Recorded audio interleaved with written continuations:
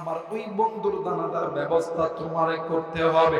ইমাম গাজালি ফজরের নামাজ পড়ার পরে এই বিরামপুরের চাইতে বড় একটা এলাকা। ইমাম গাজালি সকাল থেকে সন্ধ্যা পর্যন্ত প্রত্যেকটি এলাকায় ঘুরে ঘুরে ইমাম গাজালি খুঁজতেছে কোথায় কোনো মানুষ মারা গেছে নাকি। কিন্তু ভাই গো, ইমাম গাজালি রহমতুল্লাহ আলাইহি খুঁজা দেখে কোনো জায়গায় কোনো মানুষ মারা যায় না। ইমাম গাজালি ঠিক দুপুর বেলা মাথার কাছে যখন সূর্য চলে এসেছে, ইমাম গাজালি ওই সময় চার রাস্তার মোড়ে আইসা দাঁড়াইছে। ওই চার রাস্তার মোড়ে দাঁড়াইয়া ইমাম গাজালি ডাক দিয়ে কই আল্লাহ, মায়া কইরা ডাক দেন না, বলেন না আল্লাহ। আরেকবার ডাক দেন না, বলেন না আল্লাহ। এতগুলো মানুষ আল্লাহরে আল্লাহ বলতে মনে হয় কষ্ট হয়। একটা বার মায়া কইরা চিৎকার কইরা গুনাহ মাপের আশায় ডাক দেন না, বলেন না আল্লাহ।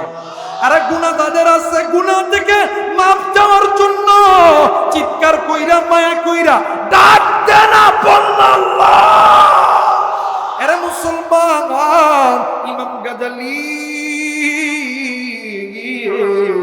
ওই জায়গার মধ্যে দাঁড়াইয়া আল্লাহরে ডাক দিয়ে কই আল্লাহ, সকাল থেকে দুপুর পর্যন্ত পুরো এলাকা ঘুরলাম, কোথায় কোনো মানুষ মারা যায় নাই গো আল্লাহ। আল্লাহ, আমি কোথায় পাবো তোমার বন্ধুল্লাহ? হঠাৎ করিয়া একজন বৃদ্ধ ব্যক্তি লাঠির উপর ভর করে প্রত্যন্ত দূর অঞ্চল থেকে আসতেছে।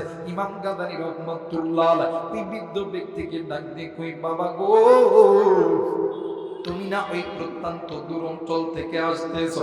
ও বাবা, ওই গ্রামের ভিতরে প্রত্যন্ত দূর অঞ্চলের ভিতরে কোনো ব্যক্তি মারা গেছে কিনা বলো না। ডাক দিয়ে কই বাবা গো, ওই প্রত্যন্ত দিন মানে ওই প্রত্যন্ত অঞ্চলের ভিতরে একজন আল্লাহর গোলাম মারা গেছে। ওই গোলামের দুইটি সন্তান তার বাবার লাশটা নিয়ে রাস্তার ধারে দাঁড়ায় আছে। ইমাম গাজালি দৌড় দিয়া যাইয়া দেখে দুইটি সন্তান বাবার লাশটা নিয়ে রাস্তার ধারে বসে আছে। এক ভাই ডাক দিয়ে কই বাইরে, এই দুনিয়ার জমিনে আমাদের মা নেই, বাবা নেই, এই বলে কি আমাদের বাবাকে জায়গা দেওয়ার কোনো মাটি নাই? আর এক ভাই ডাক দিয়ে কই বাইরে, আমাদের বাবার টাকা নাই, পয়সা নাই, এই বলে কি কাপনের কাপন কিনার মতন কোনো টাকা নাই। ইমাম গাজালি রহমাতুল্লাহ ডাক দিয়ে কই বাবা, জলদি করে তুমি এই টাকাটা নাও, জমি খরিদ করো, জলদি করে তুমি টাকা নাও, বিরামপুর বাজারে চলে যাও, তুমি জলদি করিয়া তুমি কাপনের কাপন নিয়ে আসো। আমি ইমাম গাজালি তোমার বাবার লাশটা একটু দ্রুত করব, আমি কাপনের কাপন পরাইব, আমি জানাজা পড়াইব।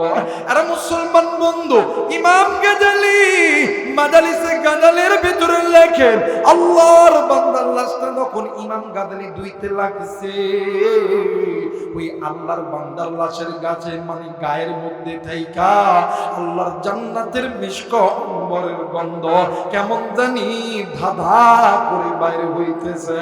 একটু আওয়াজ করে বলেন সুবহানাল্লাহ।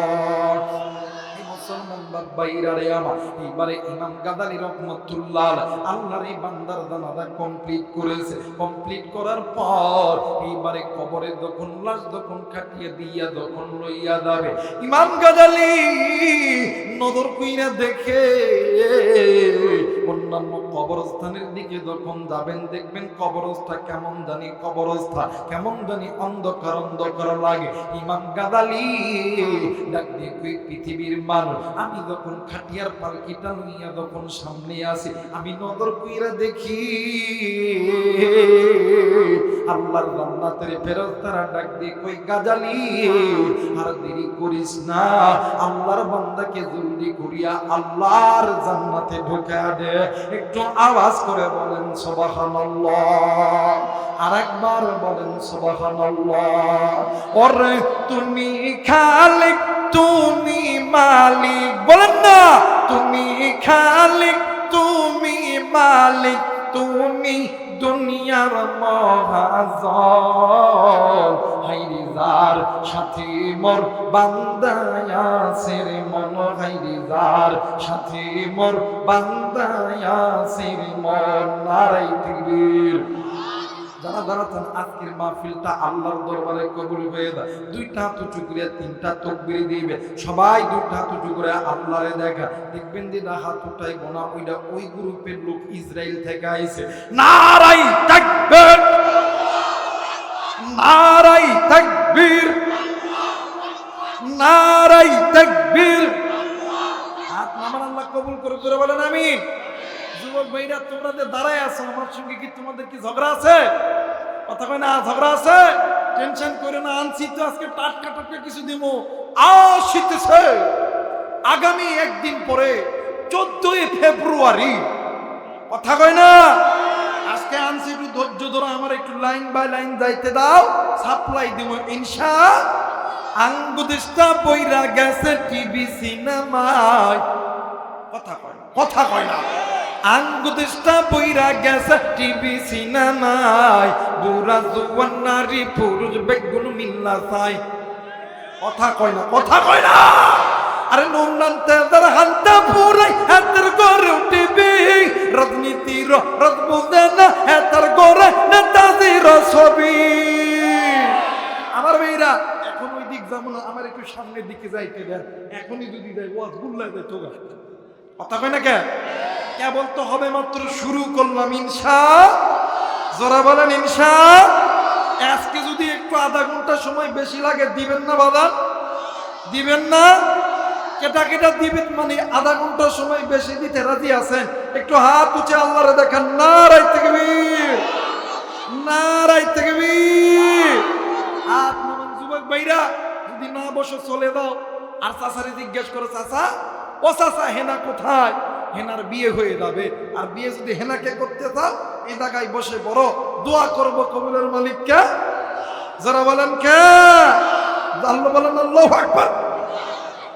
মুসলমান ভাইরা আমার বন্ধুগণ, ইমাম গাজালি আল্লাহর বান্দা, ইমাম গাজালি রহমাতুল্লাহ আল্লাহর ওই বান্দাকে কবরের মধ্যে রাইখা ও বাদাও, ইমাম গাজালি রহমাতুল্লাহ নিবিচ্ছাই বাড়িতে চইলা গেছে। ভাই গো, ইমাম গাজালি রহমাতুল্লাহ নাই রাত্রি বেলা ঘুমায় গেছে।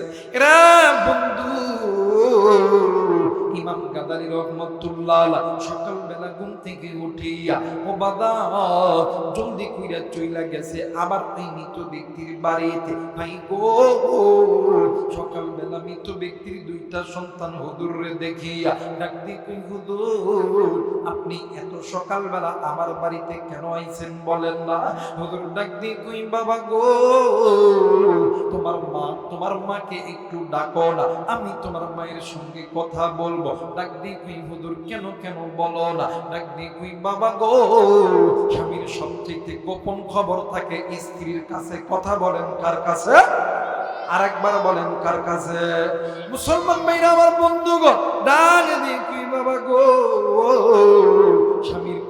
স্বামীর সবচেয়ে গোপন খবর থাকে স্ত্রীর কাছে, তোমার মাকে একটু ডেকে দাও। ও বাবা, এইবারে মারে যখন ডেকে দেওয়া হলো, এইবারে ইমাম গাজালি রহমাতুল্লাহ ডাক দিয়ে কই, মা গো, বলো তো দেখি তোমার স্বামী কি, মানে তোমার স্বামী কি কোন শিক্ষিত ব্যক্তি ছিল?